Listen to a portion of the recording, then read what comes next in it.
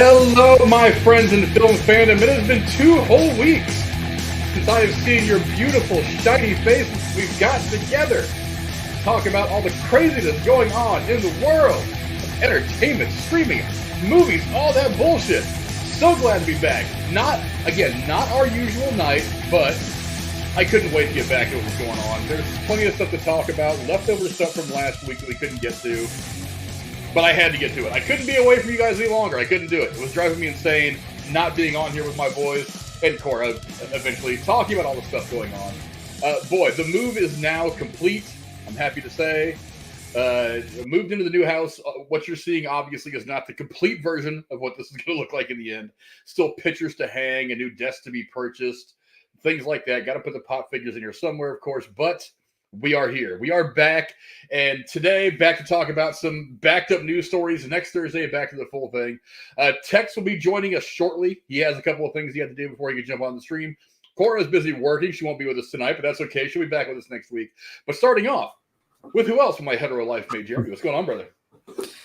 Well, not much. It's been a weird 2 weeks because it's like I feel like there's just this little gap in the week where I'm like, I should be doing something, but you know, it's kind of lonely.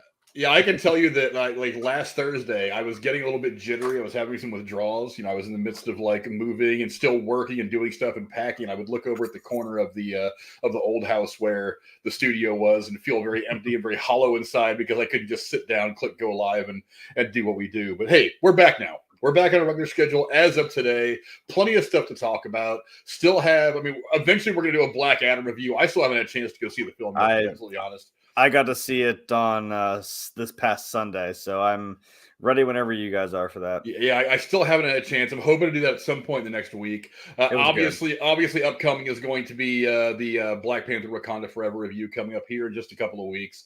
So we're getting back into it right now. But look, spooky season is over, unfortunately for Jeremy, unfortunately for Tex. It's never over. Their favorite time of the year has officially gone by, and we're moving deeper into the fall, into the Thanksgiving time of year. But we are not done with spooky news just yet. Now, I'll go to the first story, and I'll try to drag it out just a little bit. Now, this one doesn't have anything to do with Halloween.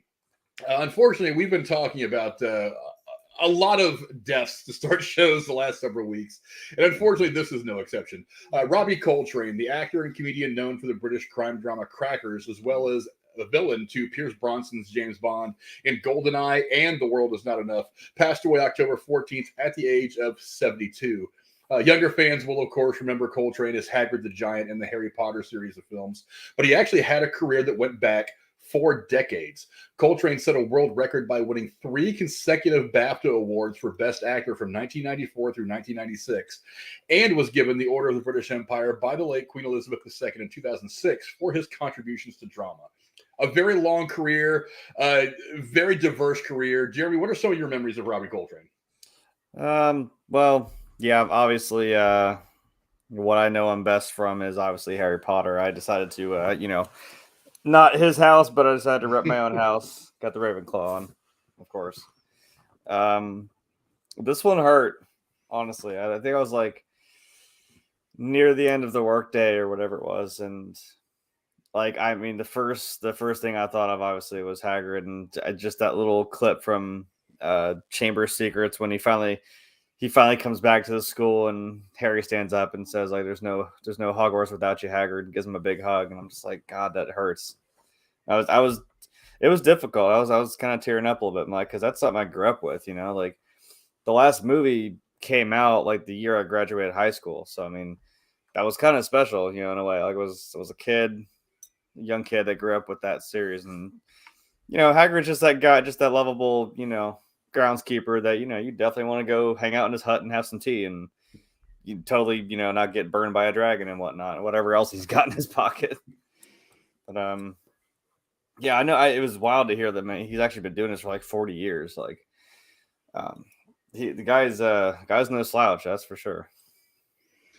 Yeah, the first thing I remember ever seeing him in, before actually going back, looking at his IMDb resume and remembering, oh yeah, he was in that. The first thing I remember seeing him in was National Lampoon's European Vacation. There's this hilarious scene where Beverly D'Angelo is in the communal bathroom of this hostel they were staying at in Europe somewhere, and she's in there with Clark, and she's in the bath, and he's shaving or whatever, and leaves while she's got her face covered by a towel, and in walks Robbie Coltrane, who doesn't say a word for the entire scene, which was one of the things that was kind of brilliant about his talent, is that he could convey all this without saying a word. And so she's sitting there talking to who she believes is Clark, while she's laying there naked in the bathtub, and he's just reacting to everything that she's saying with a big smile on his face and all that. But yeah, his range was pretty dramatic. It was huge. One of the things that I saw him in, I watched it on a whim one day because I needed something to watch at night after work, and I flipped this on because it looked kind of interesting. He was in a British show, I think it's on Amazon Prime, called National Treasure, and he plays a very dramatic role. He plays a British, like a talk show host or variety host or whatever, who's tremendously popular all over the UK. His wife in the movie is played by Julie Walters, who plays Mama Weasley in the Harry Potter films, and he is a guy who gets wrapped up in this scandal about the affairs that he has, and so on and so forth. It was a very dramatic turn for a person who, not unlike Hugh Laurie, got his start kind of in comedy. I was doing a little bit of reading about his biography. He actually went to, what was he doing in school? I forget. I think it was art. I think he was going to school to be an artist of some kind. It didn't pan out, so he decided one day on a whim to go try stand-up. And that's how he got his career started, was doing stand-up around the UK. And then it eventually led to television roles and stuff like that. And then, of course, on into to Hagrid and other things that he was doing. But yeah, I mean, just the tremendous range from him to me was staggering. And as I was going back and looking over a lot of his stuff from IMDb, I was kind of blown away at exactly what stuff he had done. Because it's like, yeah, funny stuff, really dramatic turn, and then Hagrid, and then other things, and then a villain in James Bond, which is kind of, it's one of the dream roles. If you can't be James Bond, you want to be a villain in a James Bond movie, because that's kind of they don't get schlub actors to be James Bond villains. I mean, you still have to have a certain amount of class and swagger to be a James Bond villain. So yeah, it's sad. It's the end of a great era. I mean, we talked about Angela Lansbury a few weeks ago when she passed away, having a decade that stretched on something like 7 decades, 7 or 8 decades. We think to ourselves, how do you do that? And he lasted half the time. His career was roughly half as long, but still, if you think about it in the scope of time, 4 decades, and you've been involved in some pretty big properties. I'm sorry, the Hall of Fame, I say this all the time, Hall of Famer for this guy. I would consider him a Hall of Famer. I mean, anytime you last 40 years doing anything, I think you're doing okay. I think your level of success has gotten pretty high. Yeah. But it's like that clip from Mick Jagger where he's like being interviewed. It's like way back in the 60s, and he's like, yeah, I think we're pretty well set up for another year. I didn't think I'd be doing it for 2 already. I'm like, Jesus, dude, you're still doing this today, And 175 years later, they're still banging out, like 60, 70 date tours and going forever. And I don't know. Well, I mean, maybe they're having some help. Maybe they don't. I don't really know. I don't know what that means. Maybe not these days. Maybe not the same kind of help. But yeah, but still, yeah, it's just wild. But yeah, 40 years. I mean, you get a knighthood from the Queen. You get a couple of BAFTAs, which, I mean, anymore, BAFTAs are really the only award that can be given to an entertainer anymore that means anything, because they don't really do the pomp and circumstance. They don't really do the stuff that the Oscars and the Grammys do. They just legitimately give those out to the people that they think turned in the best performances. That's one of the reasons why nobody talks about them. They don't market them the same way they market the Oscars. So the fact, honestly, and who has won 3 Best Actor Oscars in a row? Yeah, I think they said that. I was trying to remember what it was. It was like probably one of the only people that's won them 3 times in a row. That's, again, like I said, the guy's no slouch. That's pretty awesome. I mean, who wins 3 consecutive Oscars in a row for anything? Whether it be Best Actor one year and Supporting Actor the next, and maybe a Best Writer or something the next year, Best Director or whatever. Who wins 3 years in a row for anything? Yeah. And there's so many people out there like a Ben Affleck who will act and direct in his own movie and stuff like that, and maybe get nominated in both categories. But I mean, I don't know. It's definitely a sad loss, especially for the Harry Potter fans out there, because that franchise was just so damn good from start to finish. So, yeah, rest in peace to Robbie Coltrane, a great actor. Go check out some of his works. And, of course, we care about what you guys think. So, get down in the comments below and let us know some of your memories of Robbie Coltrane. Now we'll move on to a little bit of MCU news. Because, as if playing iconic cinematic figures like Han Solo and Indiana Jones wasn't enough, Harrison Ford is now adding a classic comic book character to his Hall of Fame resume.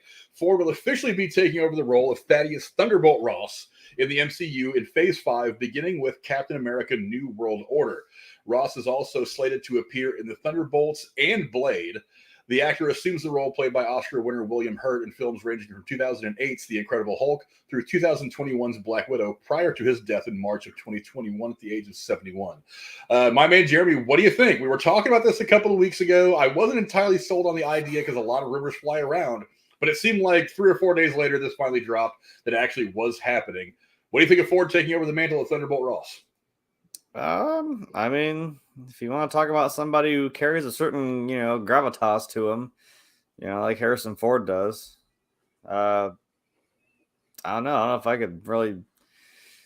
I don't do casting in Hollywood, so I mean I don't know who I'd pick, but hey, that's a good choice. That's a good choice for me.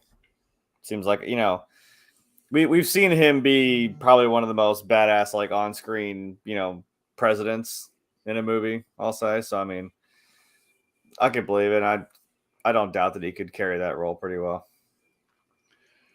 Yeah, I'm sitting here going through it in my head trying to figure out if you wanted to continue with Thunderbolt Ross as in the MCU with William Hurt unfortunately passing away, who could you possibly get to fill the role? Because you can't just pick a young guy and de-age the character by 30 or 40 years because that wouldn't look right. It's just optically that would not fit.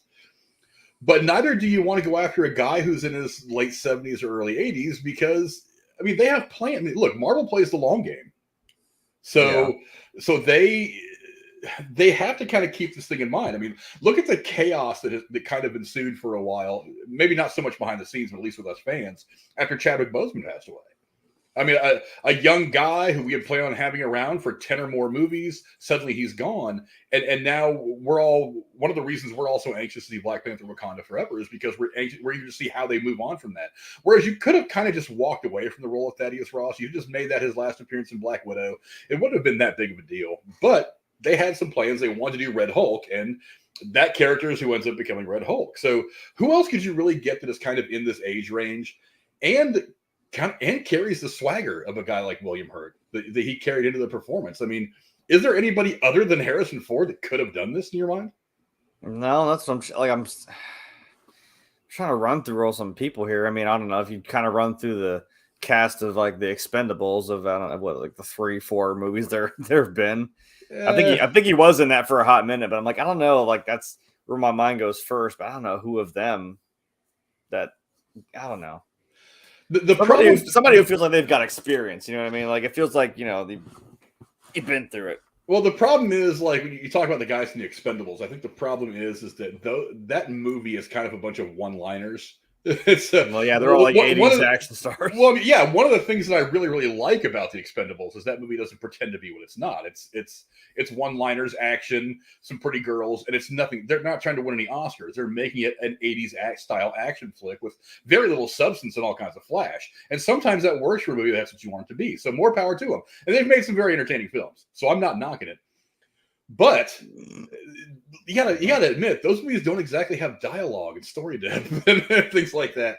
Whereas the MCU tries to not just put out some kind of prototypical action film. They try to give their characters and their stories a lot of depth. Not only that, but so much of what happens inside of one film can affect the next 3, 4, 5 films down the line.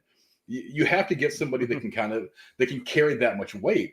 And I don't think there's anybody other than maybe than Harrison Ford that could pull that off. I mean, you're looking for somebody like a Sean Connery, somebody who's seasoned, who's been there, who could put on a military uniform and not look like he's just a guy playing soldier. Yeah. You need somebody like that, and there's not a whole lot of those guys in Hollywood. So I kind of wonder, is there anybody other than Harrison Ford that could have pulled this off? Yeah, I don't know. That's what I'm trying to say. Like, if you put him in a military uniform, put him in a movie playing that kind of role, it's like, yeah, you don't doubt for a second, like, oh yeah, this doesn't just feel like somebody, playing dress up, doing a role. It's like, no, I believe it. Like, I will keep going back to Air Force One. I'm like, I'd vote for him for president. Shit. Gonna hold on to that plane that hard? I mean, yeah, I would. But also think about this. Harrison Ford, despite being 170 years old or whatever it is, I think he's what 83, 84? In his 80s now, yeah. He's in his 80s.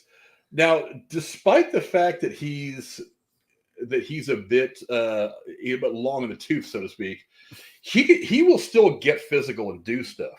Yeah, he's doing the stuff for Indiana Jones, probably still. So probably not as much as he was back in the 80s when Indiana Jones was at its best. But I mean, he will still do it. He's still a gamer when it comes to stuff like that. I think he still even did some of the stuff in the one that came out in 2008, 2009, whatever. He still did some of that. So. Well, he was still a young man of 75 when that movie was made. So. I mean, I don't know if I'm going to be, swinging from a whip at 75. I don't know. but so he could do the mocap stuff for Red Hulk. I mean, because I have a feeling, I don't think they're going to wait too long to get to Red Hulk. I mean, it's going to be great to see him in uniform, throwing around his swagger as Thunderbolt Ross. But I don't think they're going to wait too long to get to Red Hulk. So I think that he's one of the... You want to get there. Yeah, he's one of the only actors I can think of that you can put out there right now, and he could not only be Thunderbolt Ross, but also be Red Hulk. I mean, you're going to do the dot stuff on the faces and get the mocap stuff for the stuff like they've done with Mark Ruffalo and Hulk, but he can also get out there in one of these virtual sets and maybe do some rolling around and throw some punches and do shit like that. So. Now, you don't have to have him do it. You can get anybody kind of his build in Hollywood, just some actor, to just get in there and do some stuff for the mocap stuff. But let the dialogue and stuff like that all be him. But yeah, I don't know. I think it's gonna be interesting to see. Just make it Red Lou Ferrigno. Screw it. just paint him red. Let him do it. I don't care. Lou Ferrigno is not a small dude. I mean, it was 10 years ago or so. He was in King of Queens. He was like their neighbor. And I remember seeing him there, and I was like, he's actually still kind of large. He is a unit of a man still. Yeah, he's not left off the weightlifting since the Hulk went off the air. So you could do it. I mean, hell, he was in what was it? Even in that the Hulk movie when the two security guards walk out, and it's Stan Lee and Lou Ferrigno. And I'm like, he is still a big dude. I know, Stan Lee was a little bit like a smaller statured man, but it's like, god damn, he's been keeping it up. And that's good to see. Yeah, but I don't know. I'm interested to see where all this goes. I mean, because we all know that the MCU's been in this weird state of flux. We don't really know where it's headed overall. It's kind of disjointed right now. Yeah, we don't really know what's going on with a larger story. I mean, the individual movies themselves have been pretty good. I mean, I love Shang-Chi. I like Eternals a lot more than a lot of people. The Disney Plus stuff has been a little bit hit or miss, but the MCU's theatrical stuff has been pretty good. So I'm interested to see where all this goes. I'm also interested to see, I haven't found out yet exactly how many movies he's signed on to be in. Because all we know of right now is Captain America New World Order, Thunderbolts, and Blade. Those are the only ones that have been confirmed in this article that I was looking at. So we don't know if he's going to be hanging around for the Kang Dynasty. We don't know if he's going to be hanging around for whatever else they decide to do. We don't know if Guardians of the Galaxy or anything like that. We don't really know what he's planning on sticking around for. Do you think that he may have signed a 8-9 pitcher deal? I don't know. Those were movies, right? So you're not talking about shows as well, because isn't Secret Invasion a series? Or is Secret Invasion is going to be a Disney Plus series. Okay, because I'm thinking of stuff from outer space. So I'm thinking stuff like that with Red Hulk. I'm like, movie wise, that's about it. Really, I don't know where Black Panther is going to go or what that's going to entail. It's obviously going to be Namor, but again, I don't know where. I don't know. This is phase 4. We're almost into 5 apparently, and I'm like, I don't know where any of this is going at all. I mean, I don't know if I could have sat there and watched Iron Man and maybe what's next Iron Man and then whatever came next, Hulk. I'm like, I don't know if I could have told you where it was going at that point, but hey. Yeah, just glancing at it, I'm trying to think of a place where Red Hulk where it's logical for him to make an appearance. None of these really jump out at me. It doesn't really make sense for him to pop out in, maybe New World Order, because as far as we know, the order in which they're coming out is going to be Thunderbolts, probably New World Order, and we really don't know what's going on with Blade just yet. So Blade could be getting pushed back quite a bit. So I'm trying to think of where we could see Red Hulk make his appearance. She-Hulk season 2. Hey, some people thought that season 1. I thought that was kind of a stretch. I thought it was more likely we were going to see the leader, and we ended up not getting that either.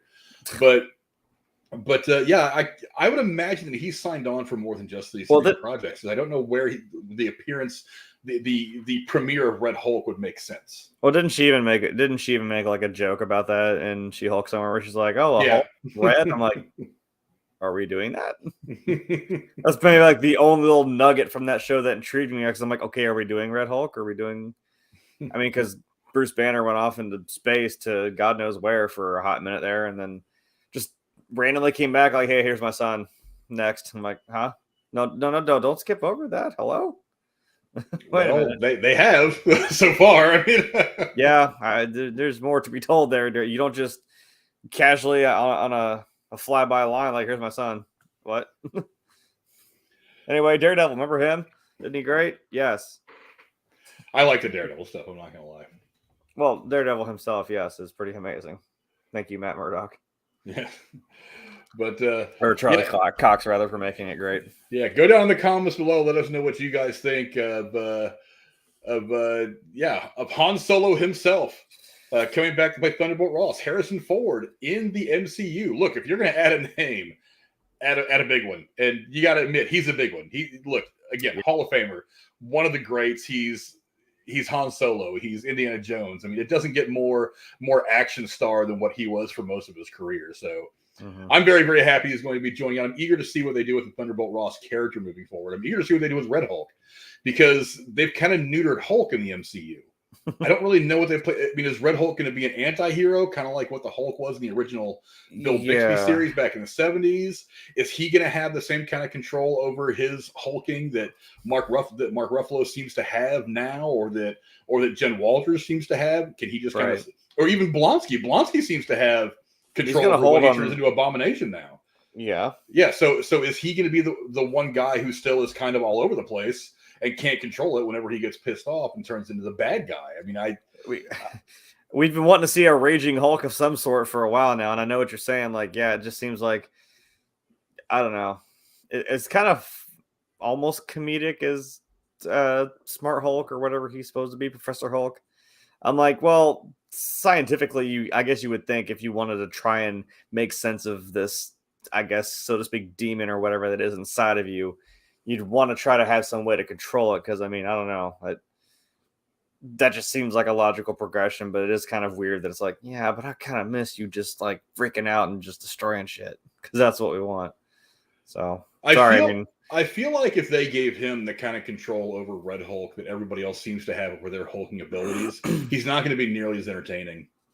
Yeah, that's what I'm saying. That's why I've been dying to see, like, when Carnage came out, I was like, oh my God, I've wanted to see Carnage, because that shit is insane. You think Spider-Man's cool, then you see Venom, and then it's like, holy crap, you want to step up more and have Carnage and shit like that. So, hopefully this brings a back and forth, and just make them rage out. Because as much as I like the fact that they played around with the idea of Professor Hulk, mixing Banner and the Hulk together and making them kind of one being, I don't think they've used them quite right. I think that the way the MCU is put together now, story wise, it actually works better to have Banner and then Hulk, while in the same vessel, kind of be a separate thing. So when Banner gets pissed off or needs to let the Hulk take over to start bashing some things, then it's probably better to have them part.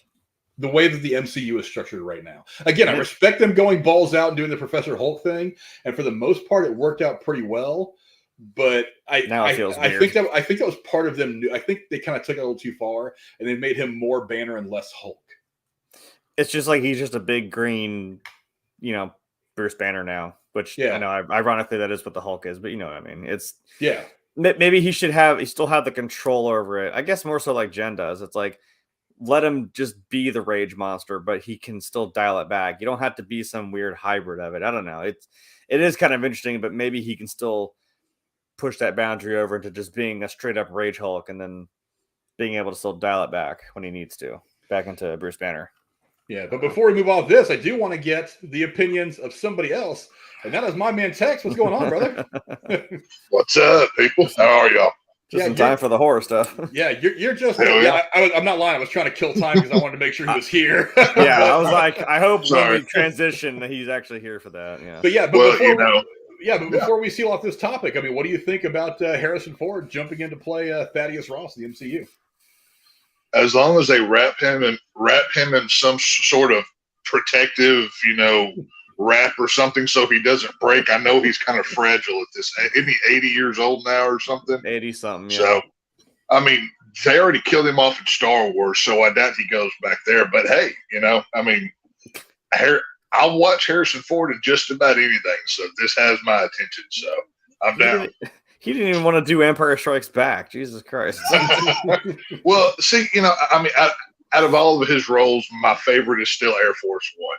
Just hearing him say, "Get off my plane," is just legendary. So, yeah. I was going to mention that. I was like, you believe him being a president, but remember, didn't he had like a military background? And I'm like, you don't question that for a second. Like, you believe this guy was like, I think he said he was an Air Force pilot in Vietnam or something. Right. Like, yeah, I believe that.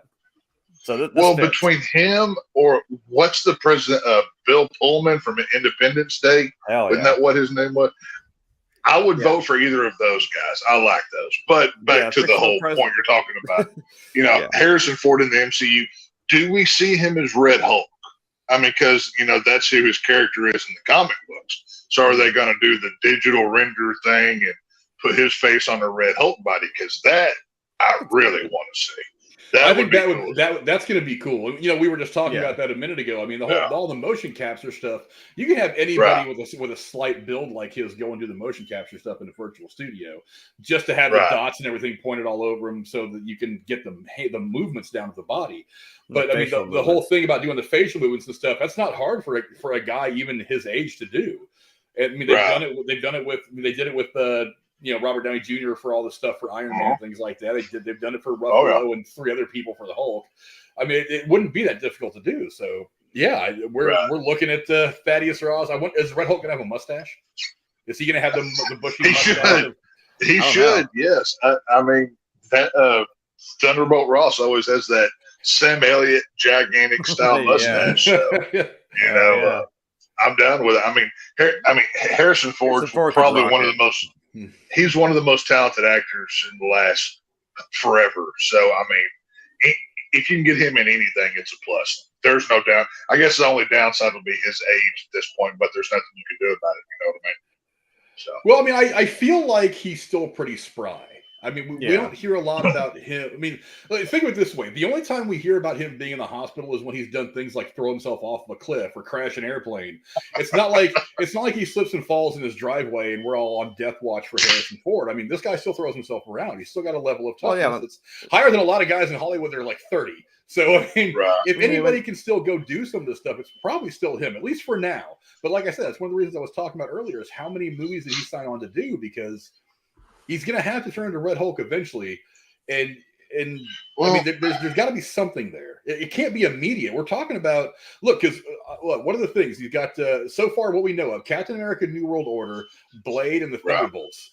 I mean, all those things. I mean, we don't know when we're getting Blade yet. We still have no idea what the production schedule is on that because of all the chaos surrounding that. Captain America, New World Order, I don't know when that starts filming. Thunderbolts, I think, is the next one to film, but we're not going to get that for at least another year. I mean, bare minimum another year. Well, so we're looking at 5 years from now.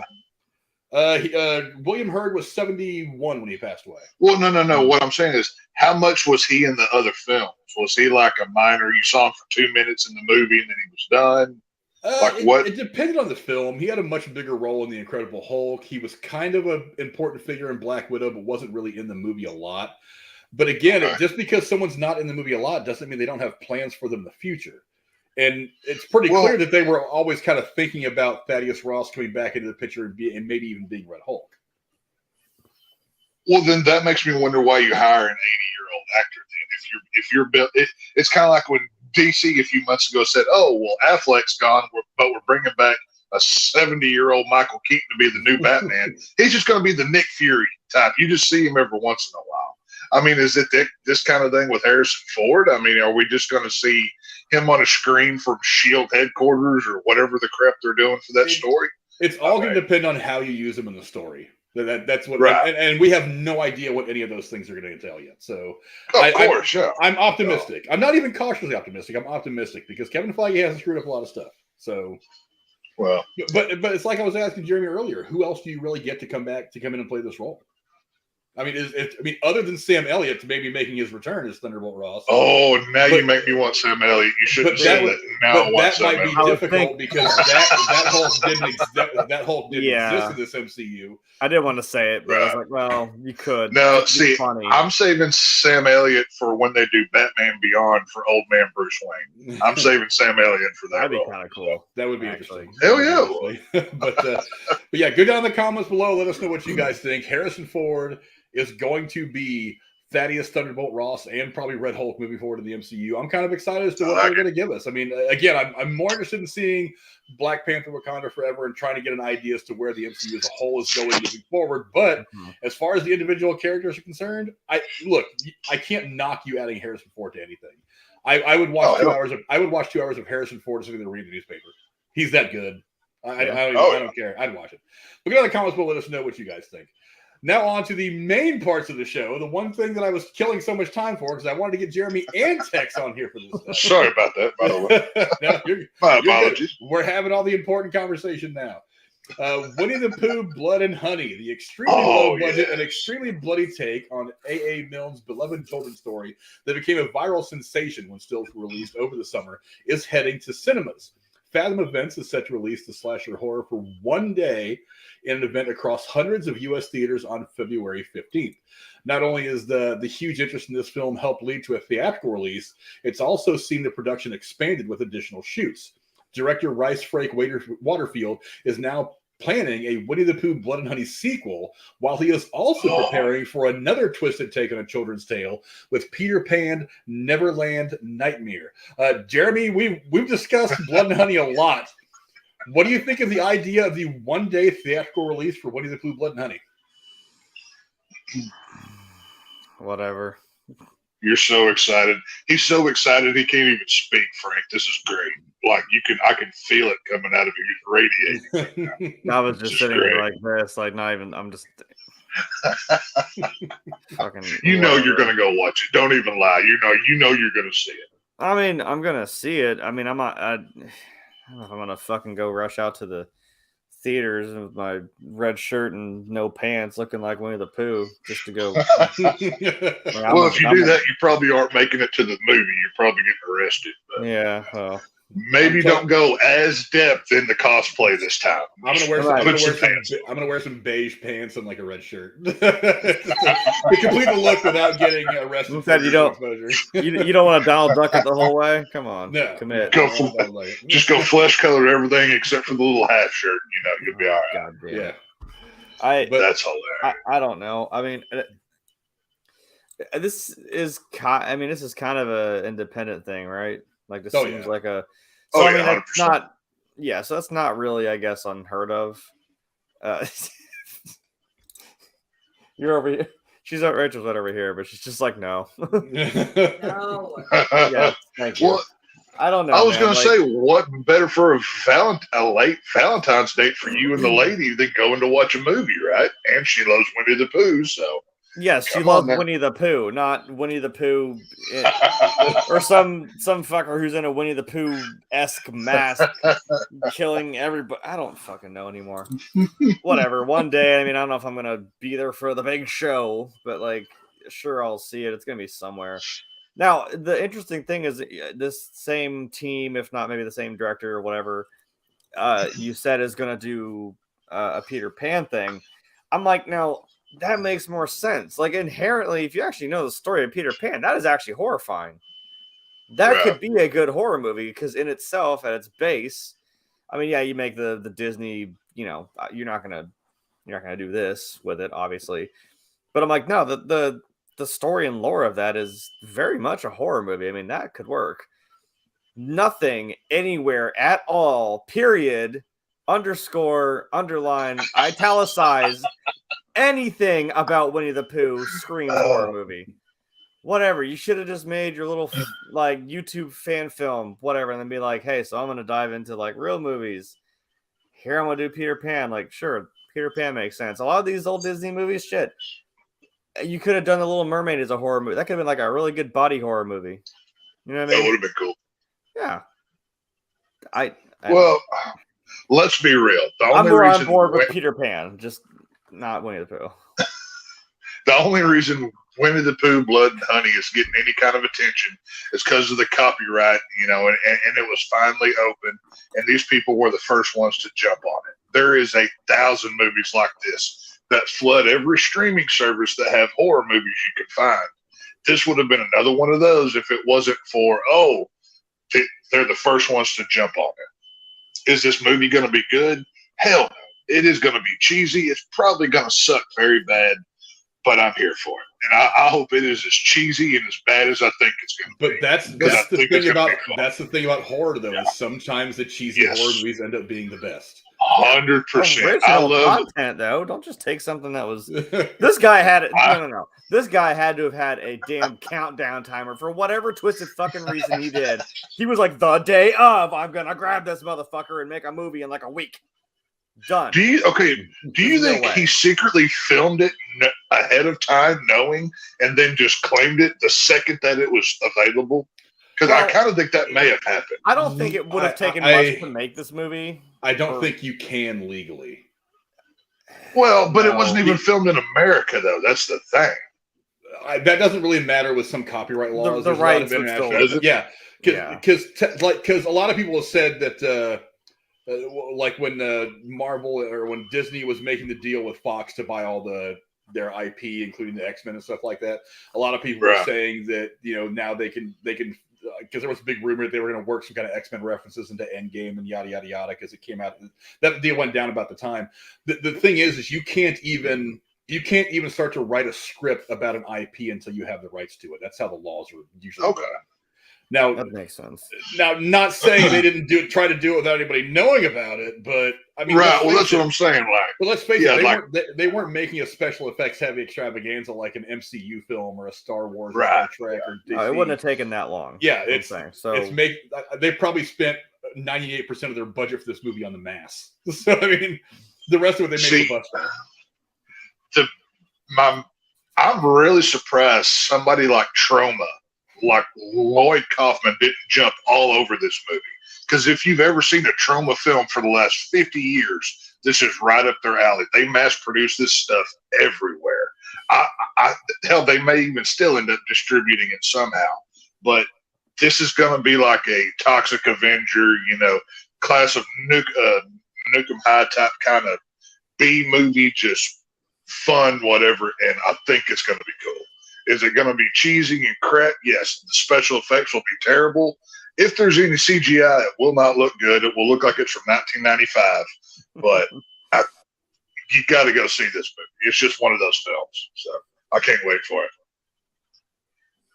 it. Here's what I think. Whatever you might think about taking this IP and turning it into a horror thing, all that aside, this is brilliant marketing. Because because people like Jeremy and Rachel are going to go hate watch this movie. No, but that is a dangerous game. You could be playing though. We could just hate it and not watch it at all. Well, some people are going to take that stance. They're going to say to themselves, "I will not give this movie the time of day or buy a ticket." Some people will go see it just so they can bash it. Some people are going to go see it just so they can do what we're going to do and review it, whether they actually want to like it or not. Some people, like YouTubers like us, are going to do it just because everybody else is going to be reviewing it, so they want to get their views. And then there's going to be a job to do. I'm just saying. I'm not. Then there's going to be this large segment of like, I like anything horror that are going to go see it because they just want to see it. There's this segment of people out there that kind of like the idea that you tweak this beloved thing into a horror thing. They like the counterintuitiveness of it all. Just because they're going to make money. Just because I unironically like stupid shit like Sharknado because it's inherently stupid. I love Sharknado. But that's what I mean. I'm like, holy shit. But I'm like, because it's dumb. Like I saw Black Sheep. No, not the wonderful '90s comedy starring David Spade and Chris Farley. No, the one about the weird zombie sheep, wolfman, sheepman thing. Oh my god, you want to fucking have a trip, dude? I'm gonna have to see that one. I haven't seen that one yet. It's called Black Sheep. You'll know it when you see it. It's like rabbit. Oh, I'm sure I'll find it. Yeah. Rabid sheep killing people. It's kind of like zombie beavers. It's like that, like zombie beavers. Zombie beavers is great. I love it. Kind of in the same vein. But I'm like, okay, yeah, whatever. Dumb. I watched Rubber a tire that kills people with like telekinetic powers. Attack of the Killer Tomatoes. I was gonna say Attack of the Killer Tomatoes. Hey, don't knock that movie. That movie's still fun as hell I'm to not. watch. I'm not. I have seen 4 of the 6 Evil Bong movies, and I'm proud to say that. So, yeah, I'm that kind of movie going. Full set on that idea, and I appreciate that. But you bring up it's the mental hurdle of this is Winnie the Pooh. But yeah, you bring up Attack of the Killer Tomatoes. That's kind of what I'm talking about. Right. As terrible as that movie is, and when I say terrible, I mean terrible. It's still a cult classic. But it's I mean, fun. as a film, it's horrible, but it's still it's still so watchable. It's because it's fun. It's ridiculous. You watch Killer Clowns from Outer Space because it's fun. Well, Killer Clowns from Outer Space has been a cult classic since it came out on the underground scene and everything else. But there's a certain there's different kinds of movie fans. You have people who like real cinema and don't watch superheroes or nothing. Then you have the Marvel people. Then you have the elevated horror people, which I hate those people, by the way, that only watch the stuff that's high classy. It's the people that they like horror, but they're afraid or they're ashamed to say that they like it. Then you have horror fans like myself who want blood, guts, gore, it's nasty and as stupid as possible because it's fun to go watch. And I think this movie is going to fill that niche perfectly. So I think it's going to be good. The acting will not be quality. You probably won't have heard of any of these people, and you probably will never see them again.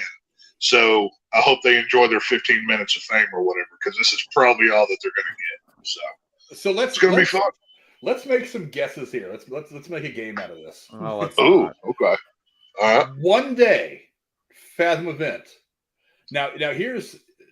Let me make sure I got this right. I'll give you guys the accurate details. Just how many theaters? Okay, so Fathom Events is going to be carrying it here in the United States. Okay. Altitude Distribution is going to be putting it out in the UK. Cineplex is going to be putting it out in Mexico. I'm sorry, in Canada, and Cinemex is going to be releasing it in Mexico. One day worldwide gross. Jeremy, what do you think? Oh, how much is it going to make? How much is it going to make in its one day worldwide gross? I can tell you right now, I'm going to try to figure out, I don't know what day of the week that is, but I'm going to try to go see this movie on the one day that it's out. So you mean just in that one day, not like subsequent if someone sees it? It's only getting a one day release. I know, but it's not, you can't still, I don't know. What's its box office going to be officially? Give me an idea. What do you think? I don't know why I would help with like what's the budget. I'm like, I don't know what I could maybe hope for. As a frame of reference here, Terrifier 2 that just came out, they did a limited release. In the opening weekend, they did 700 or so theaters. And the opening weekend was like $2 million, something like that. See, I wanted to say $1 million, but like that seems kind of low. But I'm like, if you're doing one day and you're doing something that's not. It's not like it's not on people's radar. It's not like it's not on people's radar, but something as big as Terrifier, I mean, which is Terrifier as a property is huge, yeah. You've already had a movie of it that like took people by surprise, and then you have a sequel to it, and it only made that much. I mean, but if this is a one day worldwide release, I'll go 1.25 mil. I'll kind of cut the middle here. I'll stick at 1 even. Jeremy's going to stay at 1. Tex is going at $1.25 million. I bid $1, Bob. Don't be that dick. Don't say $1.1 million. I'll fucking this computer. If I want to edge out Tex, it's going to be $1.26 million or $1.25 million and $1. You can say $1 million. I go the high end. I gotta be honest. There's Terrifier had buzz behind it because of the first film. I mean, you've already got the snowball of it. But again, I think that's mostly because there is a big horror community that still exists in film fandom. And it always had. Even though for about the last 20 years or so, the horror genre wasn't doing well, there is still a huge base of horror fans that have been able to enjoy movies that were made from the back to Nosferatu all the way up to some of the newer stuff coming out today. But this one's got so much. It's got so much surrounding it I feel like it can do just about as good. I'm going to say 1.75 million. Wow.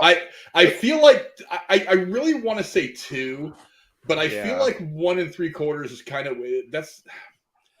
I want to say 2, but there's something that won't let me go that far. But I think the buzz around this movie, like I said, there's like Terrifier didn't have people going to hate watch it. I think this movie will have that segment of people that are going to go watch the movie just so they can smash it. And some of them may end up playing it, I hope. But I mean, I think the animosity around this film is going to draw a few extra people to it. I'm going to say 1 3/4 million. I still want to go see Halloween. There is a caveat to this, though.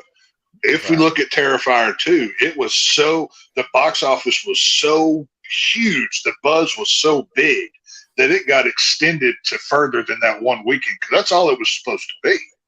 It got pushed out further, and it's still in theaters right. Well, actually, on Halloween, it moved over to Screenbox exclusively, I believe. But it got like 2 extra weeks in like nationwide theaters here. So if Winnie, Pooh, Blood, and Honey, I think it's still right now, but I think so because like I said, we just came from the theater. Did you? Okay. Well, I knew. I scrolled down. I saw on top of Art's head. I was like, "Ooh, hey, it's still here." Because I knew it was going to Screenbox right after Halloween. I could be wrong about the date, but I know it got pushed out for like 2 or 3 more weeks because it was so huge, and it got like almost $6 million last I saw.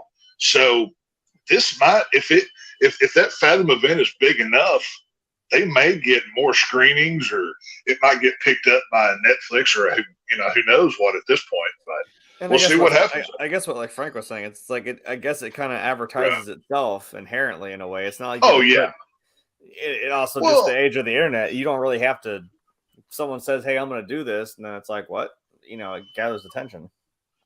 All the advertising you have to do is drop the trailer on YouTube, and we all watched it. And hell, we came on here and talked about it. Well, yeah, and it's getting buzz from Variety and THR and Deadline and all the industry trades. It's getting buzz from all the people that talk about movies like Collider and Nerdist and stuff like that. Gizmodo's their movie guy is writing about it.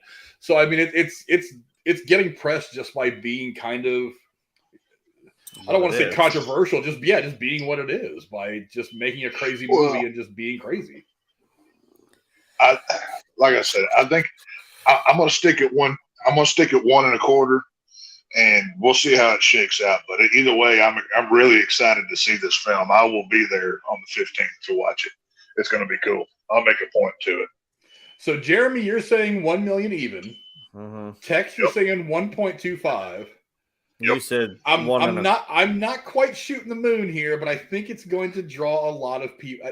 I think it's going to draw a lot more hate watchers than I think a movie like this would. So I'm saying 1.75.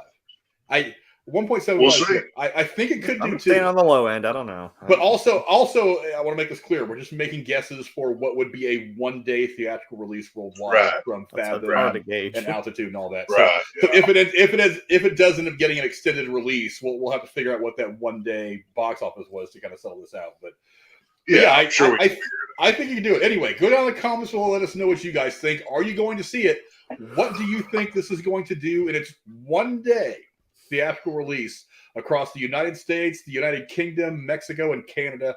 I think that's not a bad place to get a look. They made this movie for about I think it was what?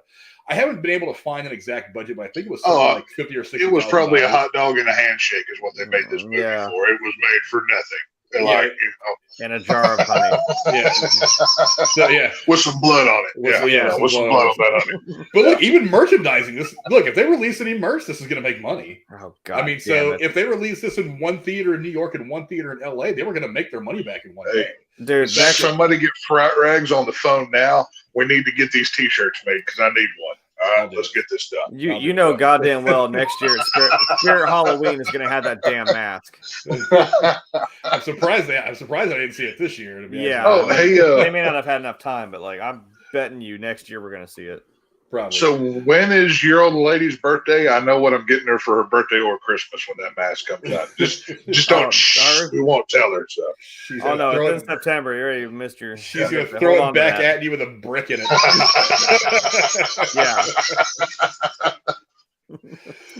Yeah, go down in the comments below. Let us know what you guys think this is going to do in the box office, and it's a one-day theatrical release. Do you think it's going to be the low end, $1 million, like Jeremy said, or can it break $2 million? I don't think it's going to break $2 million. I think it'll come close. I don't think so. We don't know. But before we move on, I do want to thank Bullseye for donating $10.32. I appreciate it. What did Bullseye say? Cool. He has a question for you guys, actually. He says, what's up? What do you think of the Army of the Dead? The Zack Snyder film from Netflix? I assume that's what he's talking about. Or do you mean like Army of Darkness? Army of Darkness with from the Evil Dead, or Army of the Dead by Zack Snyder? Yeah, I'm probably Army of the Dead. Well, Army of the Dead, I love Zack Snyder. He makes some of my favorite movies. Besides Rob Zombie, he's probably my favorite director. Army of the Dead, I love how it started with the military talking about all the conspiracy theories, and then a dude getting a blowjob causes the zombie apocalypse. I found that freaking hilarious how that started. But good film. It would have made a better series than a movie. But since they're doing more product off of the IP, they're doing an animated show and a sequel to the movie that's live action. I'm a fan of it. I like Zeus. I thought he was a cool character. He was a smart zombie. He had like the metal faceplate and all that. I thought it was cool. It's a fun movie. I've watched it a few times. I don't think I've actually seen it, so that description is interesting. Yeah, it's okay. Did you see Zack Snyder's Justice League? His version of it? Yeah. So you know how when they get like the big slow-mo action shots from Justice League and stuff, or 300 or Watchmen, there's a lot of Zack Snyder stuff in here, but in a zombie apocalypse. Yeah. Now, one thing that's really cool, they have a zombie tiger that looks amazing. Huh. Like half of his face is eroded in and stuff, and he eats this dude. It was pretty cool. Like, it puts the tiger on Walking Dead to shame. Like, there's that one got eaten by zombies, unfortunately. Yeah. Right. No, they had a zombie horse. They had different kinds of zombies. And if you go back and watch Army of the Dead, I think I don't know what they're going to do with this, but I think the military was testing on some, because some zombies had robot blue eyes, like Terminators. Like cyborgs. Because you see, they look like cyborgs under their skin. So I think the military may have been testing on them. There's a lot to unpack in that movie. It's a pretty fun watch. It gets kind of boring at times. Like I said, it's pretty long. But it's worth watching if you haven't seen it. It's on Netflix. It's cool. I might have to give it a watch. It sounds like it might be one of those things that, like I say, just turn your brain off and watch it and stuff your face full of popcorn and enjoy. Well, it's the lead actor's Dave Bautista, and oh god, yeah, he's that's funny. Now, I will say his daughter is the stupidest character I've ever seen in anything in a zombie apocalypse. Wow. And I won't spoil it for the ones that haven't seen it, but holy crap, she causes a lot of death in that movie. It is gnarly. So, it's got Theo Rossi in it too, and I like him from Sons of Anarchy. Okay, Theo Rossi's in it. Yeah, he plays like a security guard or a camp. He may be police or military. I'm not sure what he is, but he plays kind of a dickhead guy, and he has like a almost Hitler mustache and like a comb over slick haircut. He looks kind of cool in the movie. But, you know, he looks like a bad guy in the film, so it's worth a watch. Yeah, thank you. Thank you, Bullseye, for throwing in your $10 tip. We appreciate you supporting the channel. Any support you guys give us is great. Before we move on to our next topic, I do want to remind you guys we also have a Patreon. If you want to support the channel on Patreon, we give away $25 a month in free movie tickets to one lucky supporter of us on Patreon. And this is to go support the theaters, just go see movies. It's not really to support the production companies. They're going to make their money one way or the other. It's to support the theaters themselves. They got hit really, really hard over the course of the pandemic, but we are back. We are back with a full release slate now, a full production slate. The theaters are back in a big way. A lot of big movies coming out, and we want to help you guys get out there and go back to the theater and support everybody there. Go buy some popcorn. Go buy a couple of movie tickets. and go enjoy movies the way they are meant to be seen on the big screen. It doesn't matter what movie you're watching. James Cameron. Yeah, whether it's a special effects laden thing, a comedy, a drama, go see movies on the big screen. That's what they're made for. We're going to promote you guys to do that. And for $5 a month, supporting us on Patreon, you get a chance to win $25 a month to go see a movie of your choice, any theater you want. I'll usually send it to you on Patreon, and honestly, you can spend it on booze, whores, and weed for all I care. But we want you to spend it at the theater. On blackjack and hookers. Yeah, blackjack and hookers. Hey, we will be getting back to the Patreon thing as soon as I get more stuff organized. Because again, kind of busy, as you can see. Again, no, not even pictures up yet. I barely got the computer set up in time to do all this stuff. But yeah, go support us on Patreon if you would like. And we do have another story we're going into now, and I'll read the intro to this while Tex is away. I'm back. Let's see. Blood will again flow in Crystal Lake.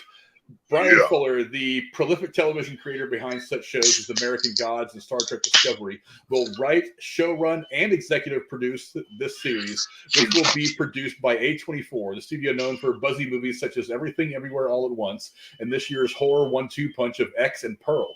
Friday the 13th is the horror franchise that launched in 1980 and gave the world Jason Voorhees, the hockey-masked slasher who mostly kills in and around the verdant and idyllic grounds of Camp Crystal Lake, except for the rare jaunt into New York or outer space. The movies birthed a TV series once before, as well as novels, video games, and a host of merchandise as the franchise became part of pop culture. Tex, what do you think about another Friday the 13th inspired television show coming to the airwaves? I could not be happier. When I saw this on Halloween, honestly, I thought it was a prank. I was like, you are just punking us. Ashton Kutcher's about to come out and be like, ha, I got you. Because, I mean, Jason fans have been waiting for years for this because, the whole since 2011, I think it was, the lawsuit's been going on. And you've got Victor Miller on one side and Sean Cunningham on the other, the fighting back and forth.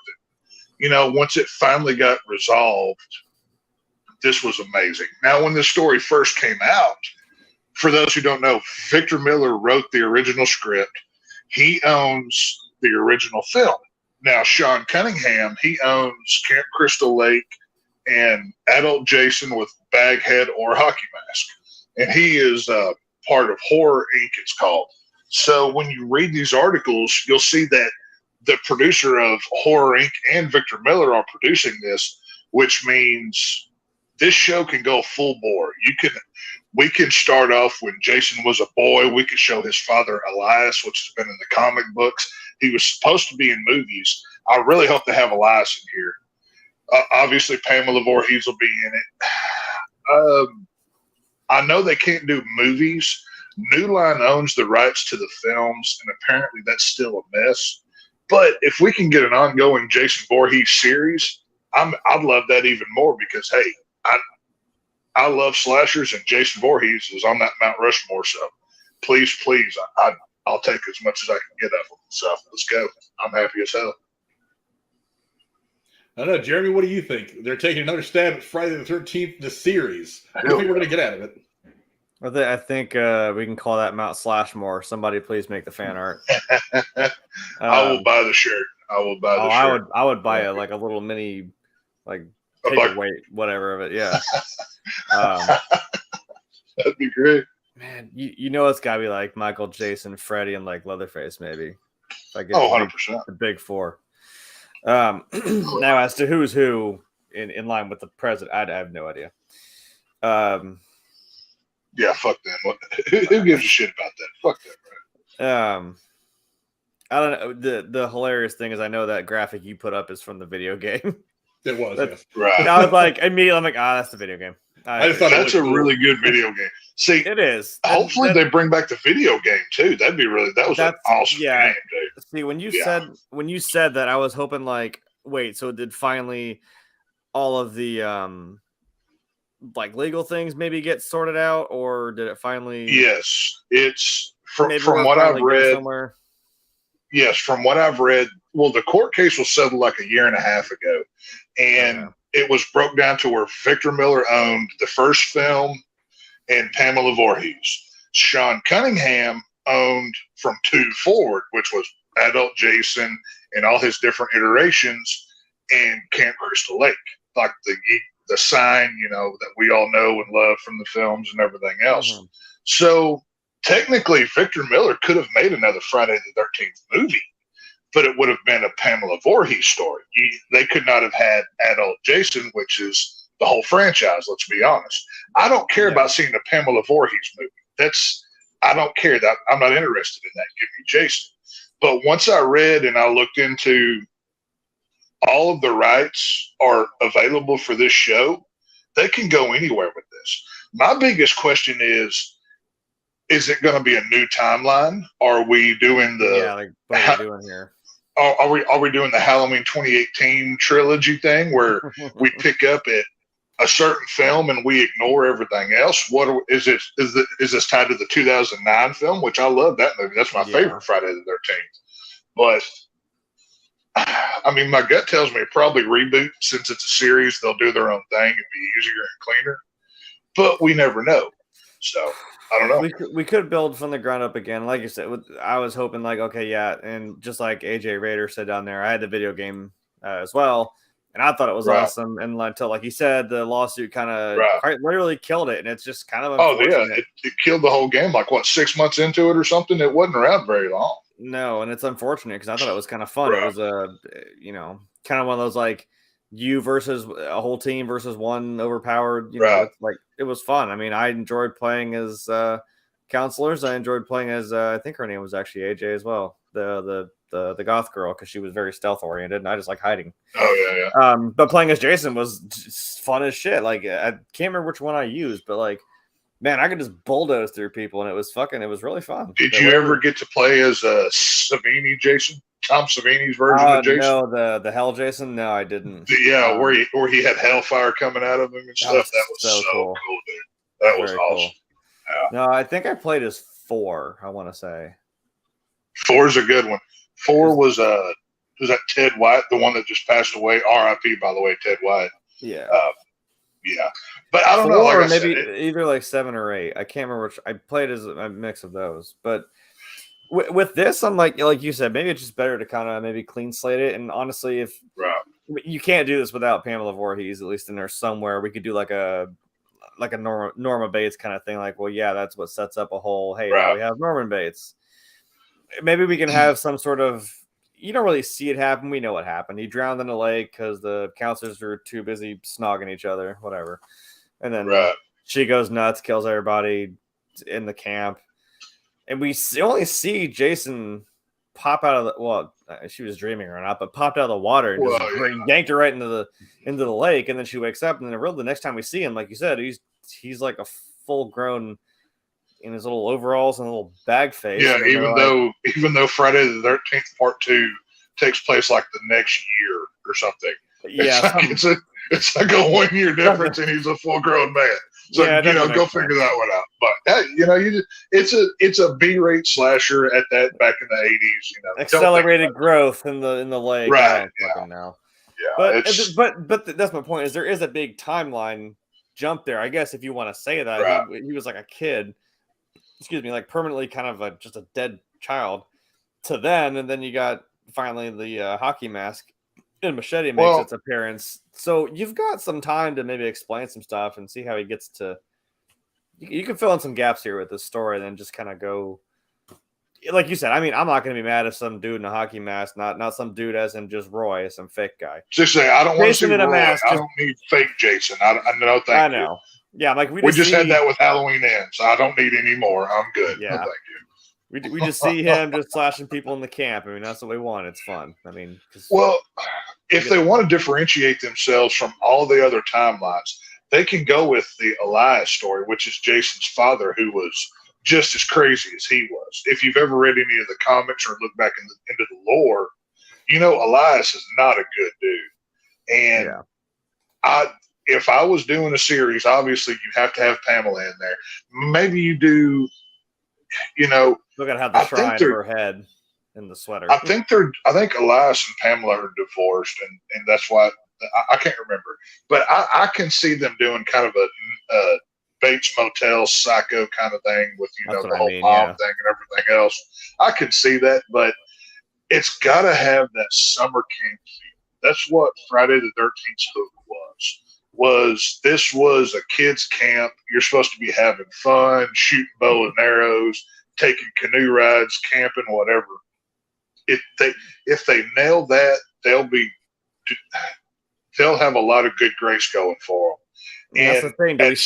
Do we set it in the 80s or do we set it in a modern time? I don't know. I mean, part of me wants them to just rush to grown Jason because, hey, that's what everybody loves. That's the franchise. But maybe you do a thing where it's set in modern time with a grown Jason and you do a flashback type thing every once in a while. I don't know. I mean, I don't know how long, if this is going to be an ongoing series. I assume that it is because they didn't say it was limited or anything. So if it's good, they may, 3, 4, 5 seasons, who knows? With these streaming shows, they get canceled all the time for no reason. But I really hope this show makes it because the Friday the 13th fans have been starving for content for so long. It's ridiculous. So I really hope this is good and we get a good Jason because the last guy that played him in 2009, Derek Mears, was tremendous. Hell, if they wanted to bring him back for adult Jason, I wouldn't be mad at it because the dude rocked. So I don't know. We'll see. I hope Kane Hodder does some shit in there, maybe. Kane Hodder has to show up. Make him like the overall camp counselor of the Crank Pistol. Like that'd be funny as hell. Oh no! Just some big dude. Have Kane Hodder be the guy that don't go there. You're all doomed. You're all doomed. Yeah, make him that guy from the start of the movie. That's what I'd have Kane Hodder do. That's what I'd have him do.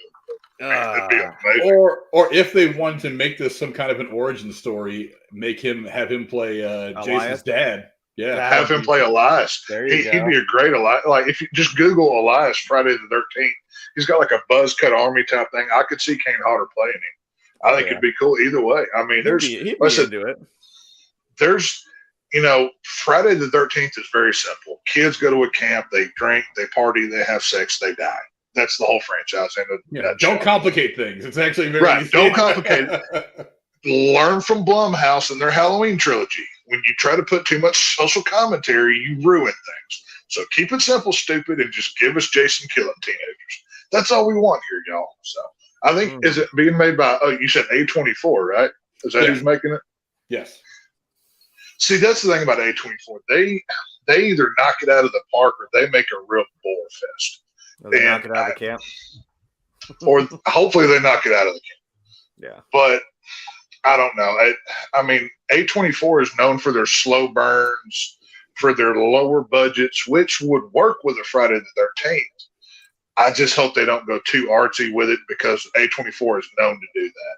So I don't know. I'm leery, but I'm excited because you know what? We didn't plan on this, so I'm happy as hell for it.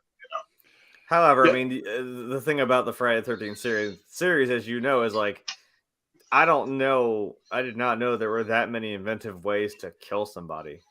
You know what I mean? Right. So you want to go artsy with, I mean, holy crap. How many different ways have we seen Jason kill somebody? Jesus Christ, man. So some of the most creative for sure. Yeah. You know what I mean? Well, and arguably probably the greatest one, tying somebody up in a sleeping bag and whacking them against a tree till they die. That's one of my favorite kills I've ever seen in a horror movie. Mine is the dumbest. It's when he punches the dude's head right off of his shoulders, the boxer. That was so dumb, but I love it. I think my favorite Jason kill.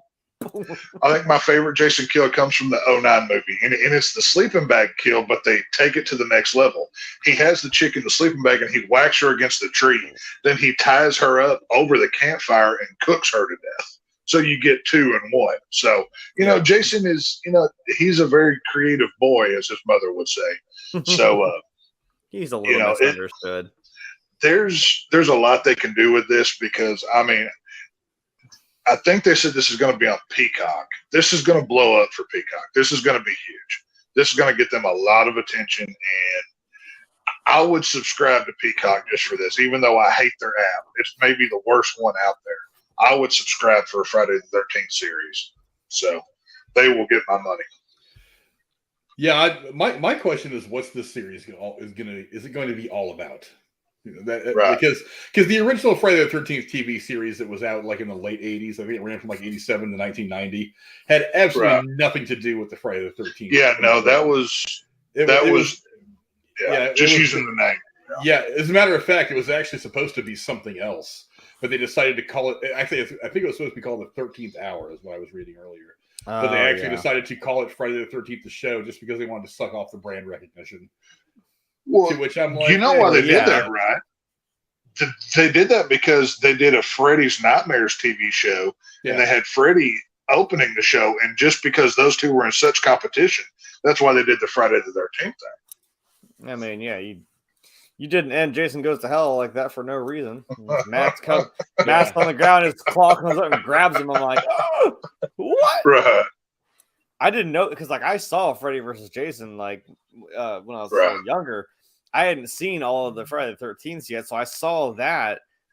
And then, like, my jaw dropped when I didn't realize that was how that movie ended. I was like, oh my God, wait, that far back? It was like set up then. I was like, damn. Whoa. They tried for 20 years to get Freddy and Jason in the same film. There was like 15 or 16 scripts. They tried everything. I'm not saying Freddy versus Jason was like great, but I mean, it was fun. It's on my list of good, bad movies. I will say that. It was much more action than it was horror. You just want to see them fight, though. I mean, come on. That's what we all came there for. Well, the fact that they made Freddy Krueger into a novice kung fu master, I'm still pissed off a little bit about. But he's a dream guy. He can do whatever the hell he wants. He bends reality. Who cares? Against some big hulking dude like Jason, I mean, what are you going to do? You know? Well, Frank, it's just like you said a minute ago. It's not going to be hard to make a good Friday the 13th series. Give us hot chicks getting naked, having sex, partying, and getting killed. Well, that's all you need for Friday. I think the series would be more than that, though. For a movie, I think that works out great. But I think you can look at another series as to what we're possibly going to get from this, and that's Bates Motel. Well, that was kind of a prequel series to Psycho, so we got to see Norman Bates kind of grow into his craziness that we would eventually see in the original movie with Norman Bates. Yeah, so I think from that, I think there's a little more story that we can get into. Maybe not as much about horror. There has to be a good horror element for this to work because, I mean, it's Jason Voorhees after all. But, I mean, there has always been this other story out there to be told about how he became what he was, what happened when the people were screwing around back there and they let him drown. I mean, there's a story before the story that can be told. And if that's what they're going to focus on, fine. My question and my concern is how do you tell the story and keep that strong horror element instead of making it very heavy dialogue driven, which is important. But I mean, if you're just making a dramatic TV show, then I don't know if it's going to work very well. It needs to be about 60% horror. So there has to be some deaths, there has to be some blood, but I still, you have to work that into telling the story of how he became the guy walking around with a hockey mask and machete hacking up teenagers. I mean, that's what we were saying is like maybe there's got to be something between Elias and Pamela that's causing a divide. Or maybe if you wanted to make Elias a killer. That's what I mean. Like, start with that. I believe he was. It's been some time since I've read into him, but I believe he was a Vietnam vet. He came back home and he killed people or something. I can't remember exactly. I could be wrong about that. So he's Rambo, kind of. Yeah, he was like. I mean, Elias was huge. I mean, he was a big hulking dude. Yeah, I'd say Kane Hodder. Damn it. Let's go. Oh, that'd be great. I mean, that's perfect casting. That would work. But if you lean the early parts of the show on Pamela and Elias, that's going to get butts and seats. But you can't do a Friday the 13th series too long without Jason. You might get 2 seasons before fans start saying, "Okay, when are we getting the hockey mask guy?" I think because I mean, fans have waited for so long, you can't tease them with it. Be like, "Oh, it's right here, but you can't have it," kind of thing. Maybe, like I said, flashbacks back and forth between timelines or something. We at least need to see a modern day Jason with the hockey mask on. At minimum, baghead Jason, just to appease the hardcore fans. I don't know if a flashback thing works. I mean, a modern day Jason doing his thing against a backdrop of this flashback to what was going on in the 60s when his dad was killing people. I mean, maybe you can, I don't know. You can see Jason like still it seems to me like if you're going to have a modern day Jason, I just want to see a modern day Jason doing his thing. I don't want to see it as part of something else. I think it takes too much attention away from that character, because when we were talking about Halloween Ends, like you took a lot of the emphasis off of the biggest character in the entire franchise and put it somewhere else. It really off both of them and put it on this other person who just showed up at the beginning of this movie. I think you kind of would get the same effect if you made like part of it about Jason over here, but really all about this thing over here. If you're going to make it about this thing over here, make it all about that. And give me details as to how we got to this, rather than giving us these two storylines kind of running parallel to each other. You could not in time and like I said, you could do something with his dad, and it kind of gives it a nice setup. And like I said, you can see Jason as a kid, and you're like, well, it's kind of like that looming. You know what's going to happen. You could end that first season with him like drowning in the lake, and it's like, okay, here we go. So season 2, now we see him with the bag hat, or maybe he finds the hockey mask or something. And now we start really getting into it. I don't know. There's got to be the setup, and then obviously the payoff is him doing his thing. Well, see, that's the thing. I mean, until more details come out and we know for sure that this is either a fresh timeline or they say this is a prequel directly to the first film and nothing else, or this is a prequel to part 2 or part 4, whatever it may be. All we have to go on so far is here's the show, here's who's making it, here's where you can watch it. Further beyond that, we know nothing, which is exciting and kind of worrisome at this point, because now my horror brain starts going into, okay, are they going to do the Tommy Jarvis thing? Are we getting Corey? Yeah. Are we getting Corey Haim? Is that what the dude's name was? The famous Corey guy back that played Tommy Jarvis? Yeah, Tommy Jarvis. Is it going to be a Tommy Jarvis directed thing? Is it going to be, where does this fit in the timeline? Because, I mean, those films are nostalgic. I mean, I love the Friday the 13th series. That's some of the best slashers ever made.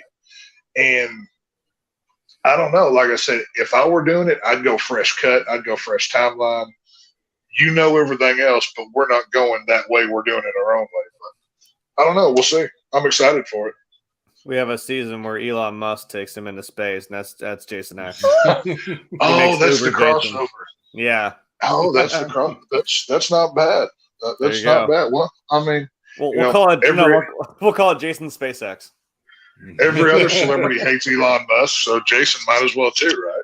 What you gonna do? I mean, if all these celebrities are leaving, all the celebrities get on the spaceship, and that's how Camp Blood is created, because there's all this open land. Jason just takes it over. It writes itself here. AJ Rader says it was Corey Feldman, the other one. Yeah. Oh, Feldman. There was Corey Haim and Corey Feldman. There were two Corys for a long time. There were. Yeah, they were the two Corys. I couldn't remember which one it was, but if you've seen Corey Feldman lately, he looks like one of Jason Voorhees' victims. Just Google that dude recently. He does not look well.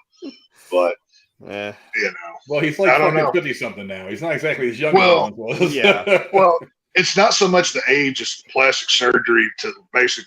He looks like Michael Jackson's corpse at this point, so you can figure that out for yourself. But see, I mean, somebody else they could bring back.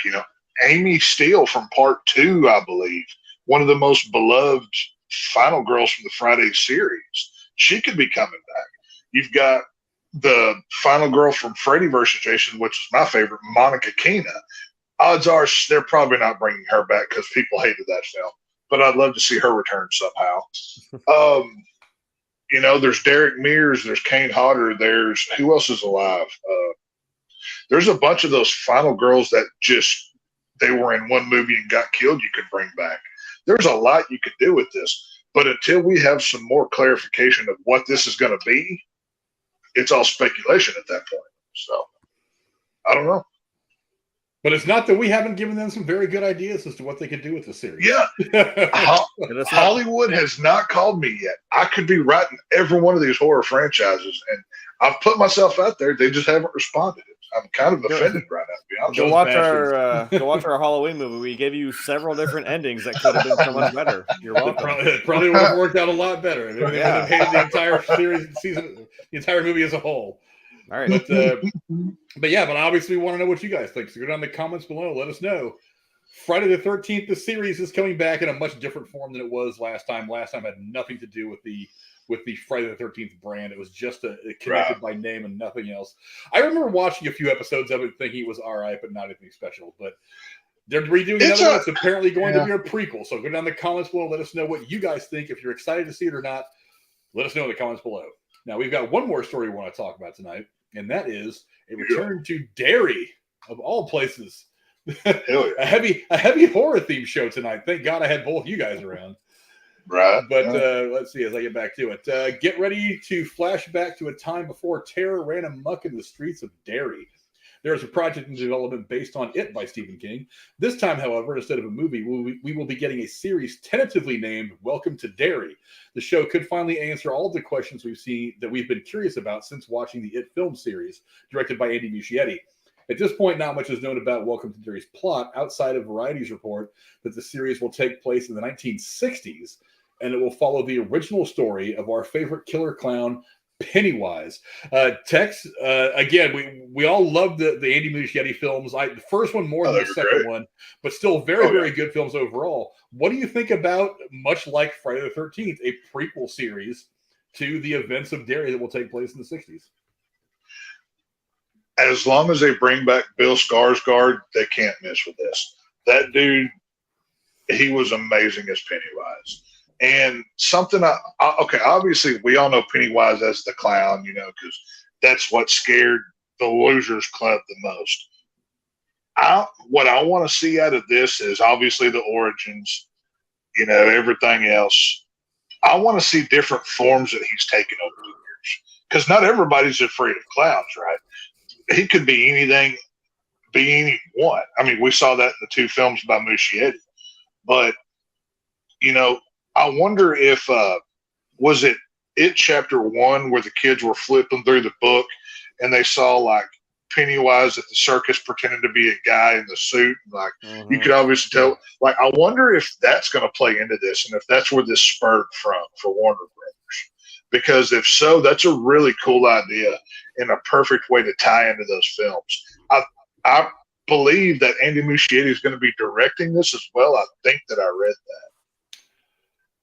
Let's see. At least maybe the premiere or something. I can't remember.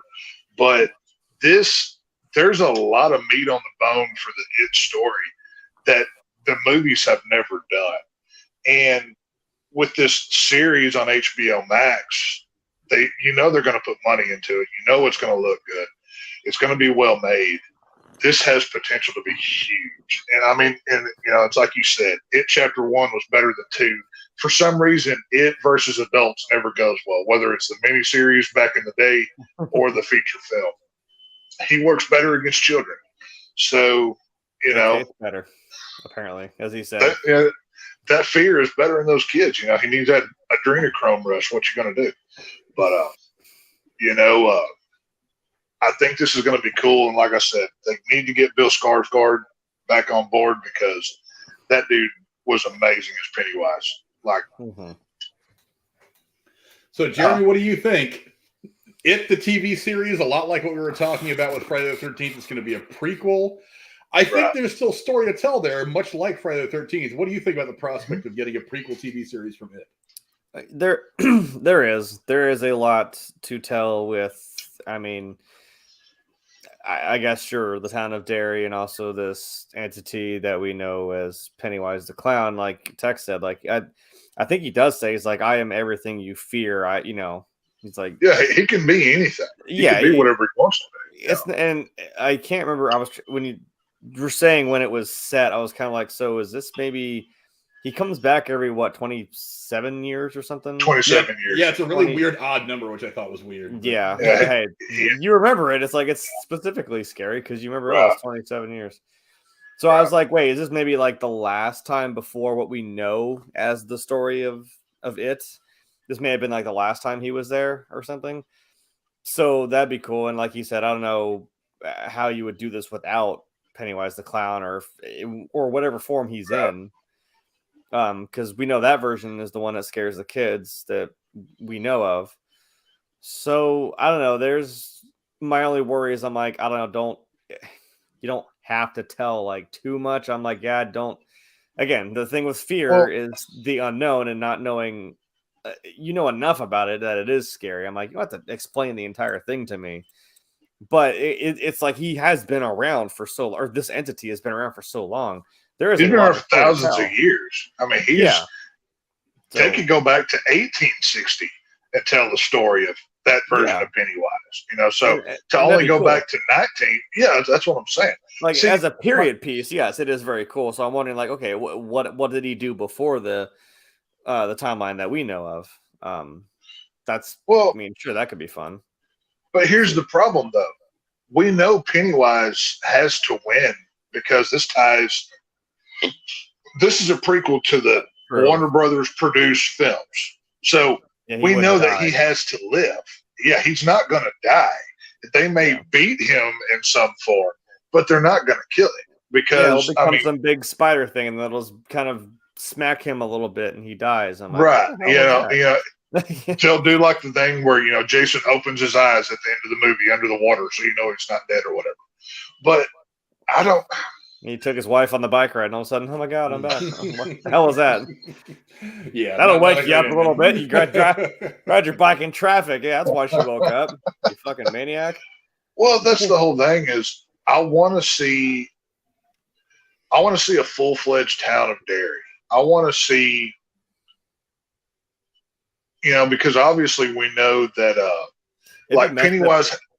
It'd be messed up if it was the kid. It'd be messed up if it was the kids that we know. If it's like that their parents as kids or something, that'd be messed up. Oh, that'd be hilarious. Well, but see, that's the thing. The people in the town. Let's see. Was it the people in the town? Wrong with the people in that town. They're like, oh yeah. Remember, or they forget him. How did the spell work? I can't remember. I think they forget over time. But one of the do they forget over time? Yeah, I think that's how it's mentioned in the miniseries from the 90s. Right. Yeah, I was like, wasn't they kind of? The guy looks at her and he just kind of walked away from her, like he knew something was up, but he just kind of left, and he's kind of just like, I don't want to deal with that. But that could be an interesting plot point for what you could do for a series, because we know that you can go back 27 years to. I mean, when did the any movies take place? They take place in roughly 2020. So you can go back to, 1990-ish. Right. And then go back to 1965-ish. I mean, so you could actually go back to the early 1900s and something kind of like WandaVision, how WandaVision kind of it wasn't like one linear thing that happened over the course of one small period of time. Every episode kind of took place in a different period of time. Yeah. Right. Would they use the backdrop of TV through the years? You could actually go all the way back to the 1800s and have Pennywise going up against some crazy shit going on in the Old West or whatever, Derry was. Oh, Pennywise versus Cowboys. Pennywise versus Cowboys. And then on as technology and socially we all advance into these different stages, how Pennywise is looked at differently. Because if you think about it, he doesn't have to kill everybody. It always seems like the idea of Pennywise, there's always a few survivors that manage to survive to forget about him to begin with.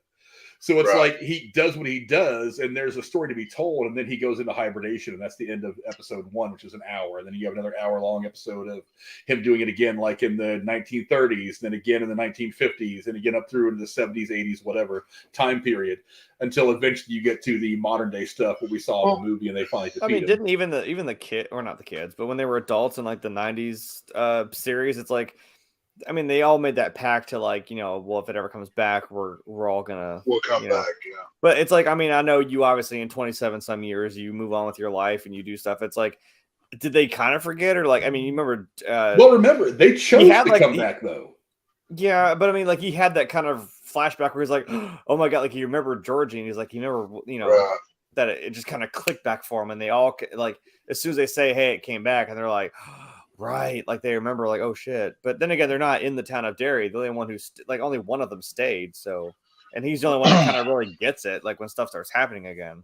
Yeah, the idea behind it though is that they chose to come back, whereas we could always just assume or even say flat out in the past that other people realized that he was back and were like, no, I'm done with that bullshit. I'm not going back to Derry ever again. Because as far as we know, the only people that decided to come back as adults and square up with Pennywise were the ones that we saw that were talked about in the original book, which turned into the miniseries and the movies.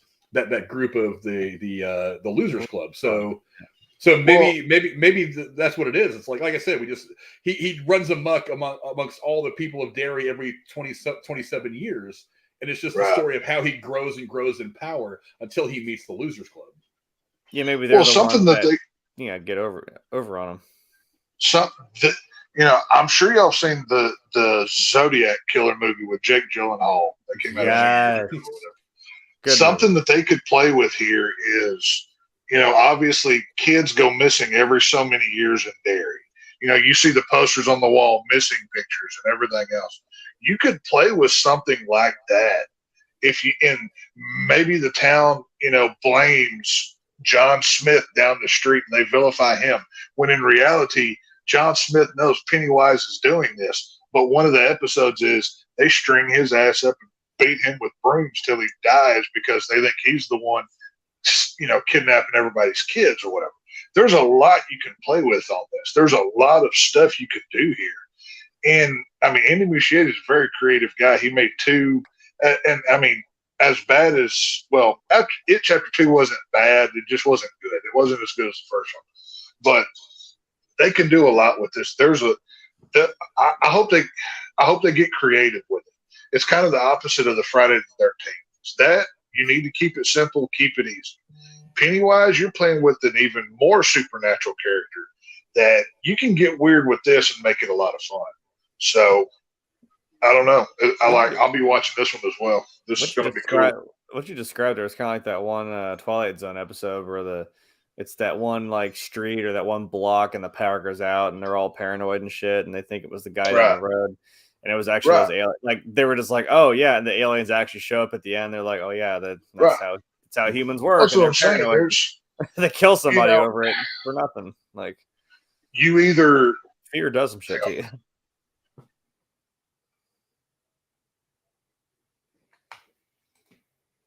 Did you guys run out of things to say, or did we lose Jeremy?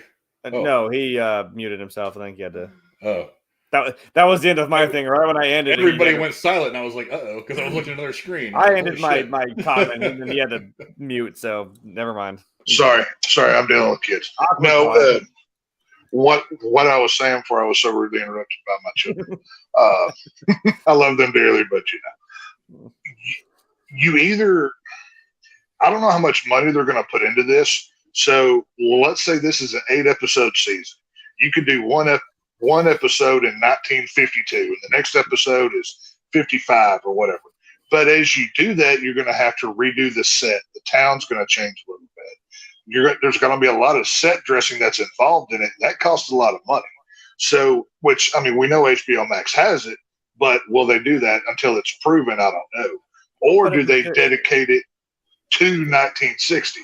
We'll see what happens. Well, like you're saying, like with WandaVision, I'm like, well, it's one set that you have to really change. It's the same town that we're in Westview, or in this place we're in Derry, Maine. I'm like, it's not unfeasible to do. But I don't know. I just hope Derry feels like a real town. Like I almost hope like they take over, do kind of like they do with the Walking Dead and build like a whole town or something. Make it feel real. Yeah, that one it is a real town. Well, that's what I'm saying. Like Sonoya, Georgia is an actual town they used, and they used it for one of the other settlements. I'm like, yeah, and they got a whole spread now, which is kind of cool. Right, that's what I'm saying. Like take over a small town up in the Northeast somewhere that's very picturesque and everything else, and just do the Walking Dead thing with it. We got plenty of crap. We got plenty of crap like that here in Ohio. Just go ahead and take it. I don't care. Hey, go to Ohio. I don't give a crap. Just make it look like it's in the Northeast. That it's all spooky. That witches and ghosts are around every corner. Yeah, I don't know. Just look on the set so I can watch. Yeah, I'll be an extra. Screw it. No, I'll do it. Well, I'll be a townsperson walking around. I don't give a damn. They got to have Stephen King pop up and play somebody in the town, though. Like that's one thing they do. That'd be funny as hell. Oh, Stephen King can play like the creepy shopkeeper guy. I was like, didn't he do that in the part 2 or something? Wasn't he in the It series or the movie? Somewhere, I forget. He's usually in all of his adaptations. Because it was funny because someone said like he was like some creepy like shopkeeper or whatever, and the funny thing was like in his little shop above his head was the plate from Christine. And I'm like, Well, they're assuming that guy maybe had the car at some point. I'm like, right, maybe he was the guy's brother that died. I don't know. do they have the balls to bring the turtle that fights Pennywise from the book into this show? That's what I want to know. Maybe. I think that's getting a little bit in the weeds. Because that's the one. I think they left that out of the. I think they left that out of the miniseries and the most recent films because it gets a little. They talked about it in the. They talked about it in the scene where they go swimming in the gorge or whatever. They're like, "Oh, I felt a turtle on my foot," and it was like a little tip of the cap to the whole turtle from the book. So I don't know. Like, do they bring how far back into the lore and the history of Pennywise do they go here? Because they can get real. Yeah. Right. I mean, they can get real. They can either keep it real simple if it's just Derry, or if you want to really go into Pennywise, you can get real weird with this real quick. I don't know. There's just not a lot known about this at all. Let me close that. But yeah, they don't really know anything about the potential plot. They don't really know anything. They haven't said if it's all going to be set in the 60s. They haven't said if it's going to be something like what I said, where it just kind of moves through time. It also doesn't say if this is something that's going to be structured as a continual series that would get renewed for a second, third, fourth season moving forward, or if this would be a limited series. I think this would work better as a limited series. I feel like that'd be better. You already have movies. You already had the movies. You don't want to go too much. Yeah. Because depending on how fast they move through time in the universe, like I said, if you go back to like early 1900s and late 1800s, I mean, you have 100 or so years to play with, but how fast are you going to move through time in your universe is a big question. 27 years. I mean, even in the 20th century, it's a big difference. You know what I mean? Like just jumping from. Well, if I were doing this show, I wouldn't have called it Welcome to Derry. I would have said Welcome to Derry 1960. Put a year on it. Have it like a short 6-episode run. Tell whatever your story is. Then the next season it's Derry 45, whatever it is. So you're not as tied down to one thing here, and you can tell the story of Pennywise and his origins and still fulfilling the taking of the children through different time periods and, do the horror thing with it. I think that could be a lot of fun. Like we're introducing and kind of setting up the town, really. What that can now think about that kind of title. It's like, I mean, how long has Derry been around? It's probably been around for at least, like you said, that's what I'm saying. Years. So, well, that's, I think it was chapter 1 where they showed like the black and white photos of the traveling circus where you saw Pennywise and, as like the lead guy of the circus or whatever.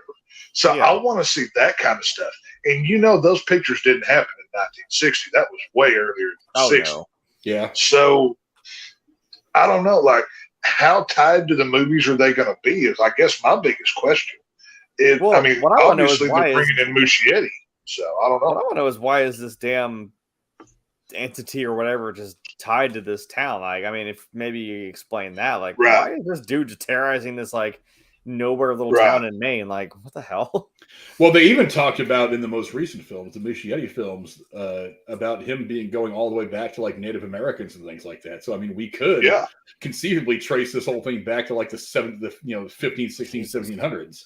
So, I mean, you could still be in that lane of where Derry was going to be eventually, sure, but like my problem with calling it Derry 1960s, I think by calling it 1960, you're tying it to that time frame, and you're kind of constraining it to the happening in the 60s and not letting it grow into wherever it starts out to wherever we find ourselves at the event of the movie. Well, that's why I say season 1 of this is Derry 60, then season 2 you put another year on it.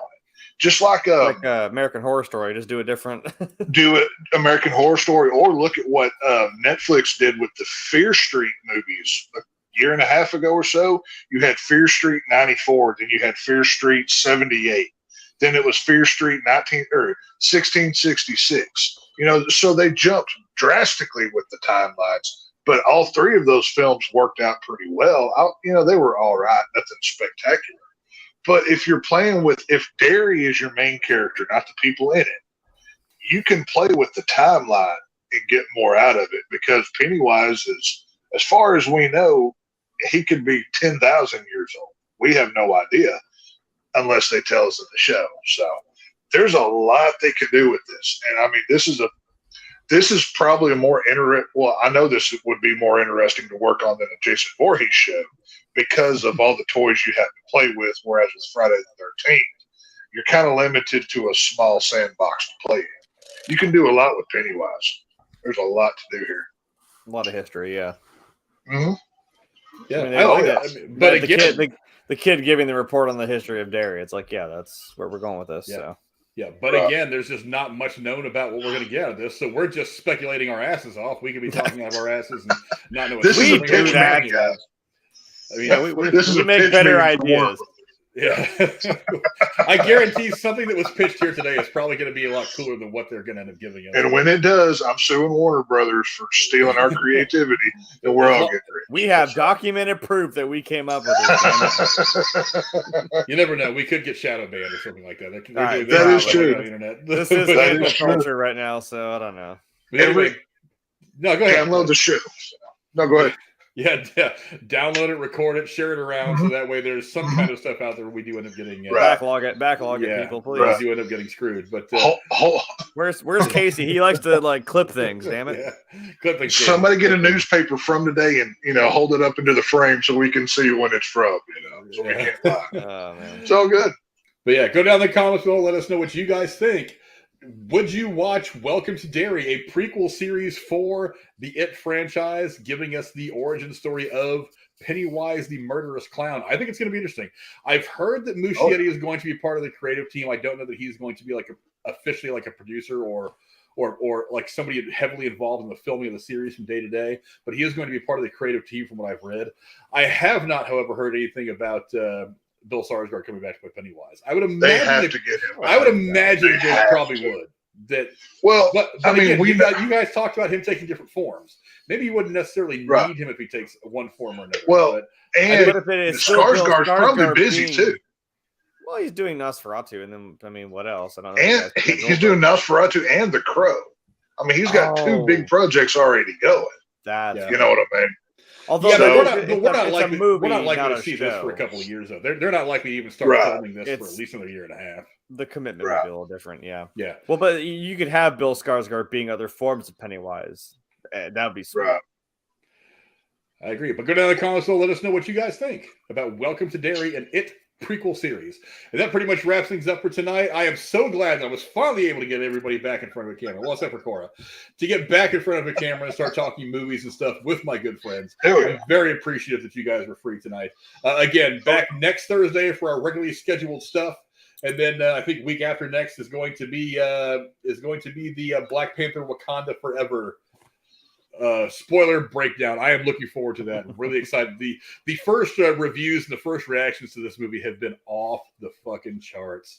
Everything from best movie Marvel's made yet to guaranteed Oscar contender to oh my god, they did amazing things. It's everything. Terrifier 2 gets the Oscar. It may. Hopefully it at least it's nominated. That would be a huge step.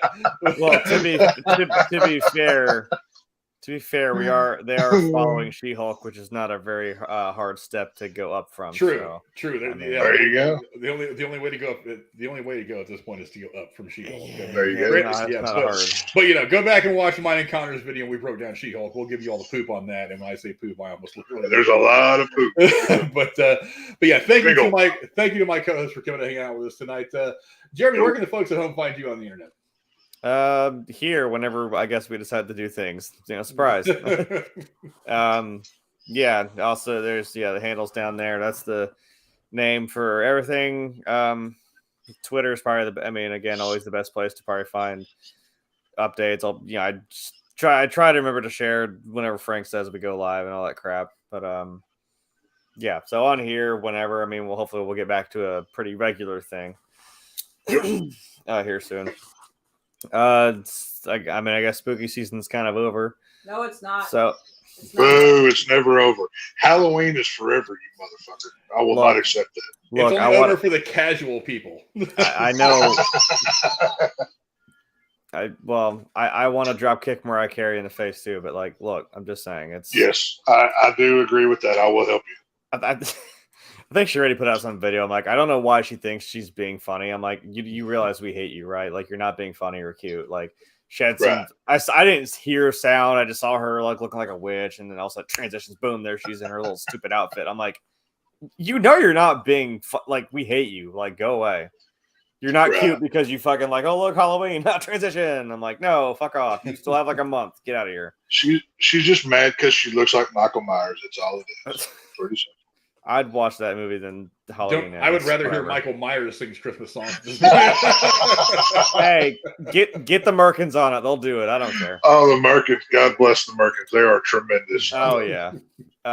Anyway, now that I got completely sidetracked. Sorry that I made that faux pas. It's not, I know it's not over. It just goes crazy during this time. So it's, Thank you. It lingers. Now that it is November. Is that better? Ugh. Now that it's November, I know. Hey, my birthday is this month. I know. Trust me, I'm dreading it. So now that I'm less busy, I guess is where I was going before I got my head bit off there with that comment. I'm gonna get canceled right there. I'm kicked out of the community. Now I can actually, you know, finally play like Modern Warfare and shit like that. Maybe actually finally figure out The Last of Us. Yeah, that comes out in January. Oh, sure does. I mean, I can run through that. Oh, that's true. We did get a date. Yeah, they dropped the poster. I think I linked it in the group chat or whatever. You did, yeah, because we finally got a date for it. That's right. Right. You can see. Get your hand out of my frame. Out of here. Beat him with a stick. Oh, you're not gonna do. No. Yeah. So that's on. I'll probably stream Call of Duty because that's more of a streamy game. I'm not really gonna do anything over the top with it. Like I said, Last of Us, I can more so focus on and actually put stuff out for it. Yeah, that's pretty much it. Come watch me get my ass kicked.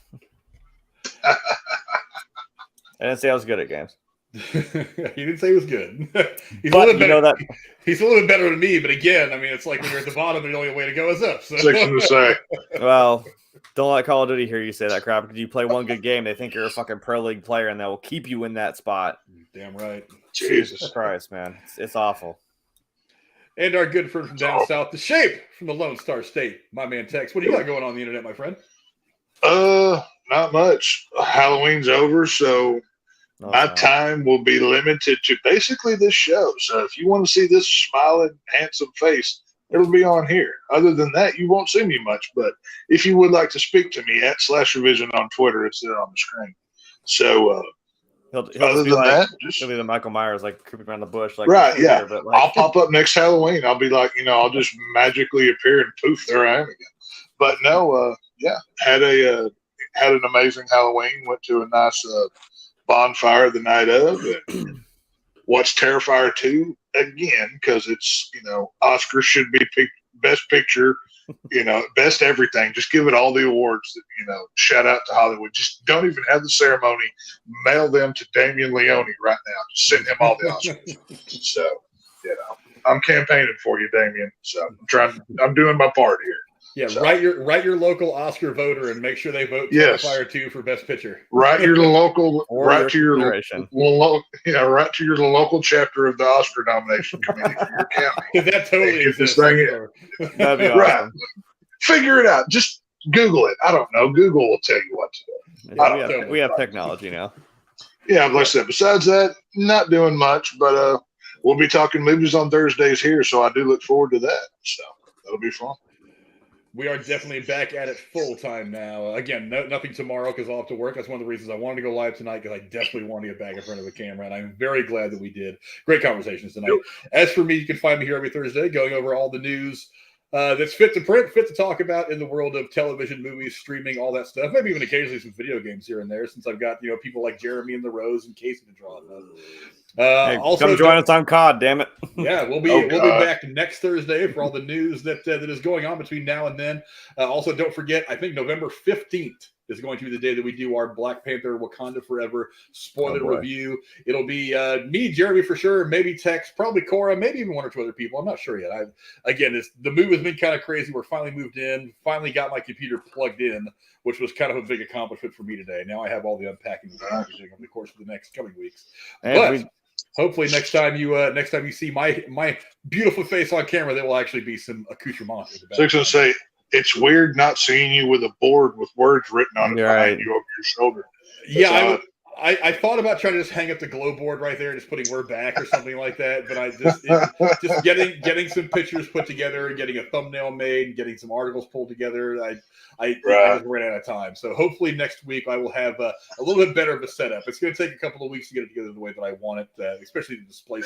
I want the pop figures, at least some of them, to be kind of visual, kind of visible. There's some other things I want to do. So I have some things I want to hang up. My Marilyn Monroe thing is probably going to be hanging up like right here. I've got the Rat Pack, Frank Snapper, and all the guys that I want to hang up right there. Nice. Maybe a shelf back there for the pop figures. I'll have to figure that out. You know, we could also do. It actually comes out on my birthday, and it is on a Wednesday. Is the Wednesday show about Wednesday Addams?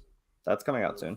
We could. There's actually. I'm heavily considering. I mean, I really want to maybe do something about Last of Us because I know that you guys are really into it. Hell yeah. And I kind of want to check it out. I'm down for that. But at the same time, I kind of want to do something about Picard when it comes out in February because that short video that I did blew up, and I was like, well, geez, if there's some kind of a big draw for that show, you want to.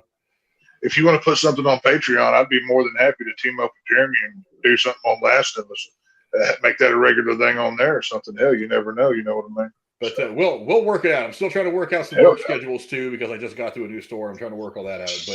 But we'll get it there. We'll have plenty of content coming to finish up 2022 and on into 2023. Where there is some other stuff that I'm hoping to do that I think it's going to be a lot of fun. But thank you to my amazing co-host for coming and hanging out with me tonight. I very much appreciate it. Lady Cora will be back next week. And until then, we will see you guys later on. Adios. Bye-bye. We all float too. We all float down here.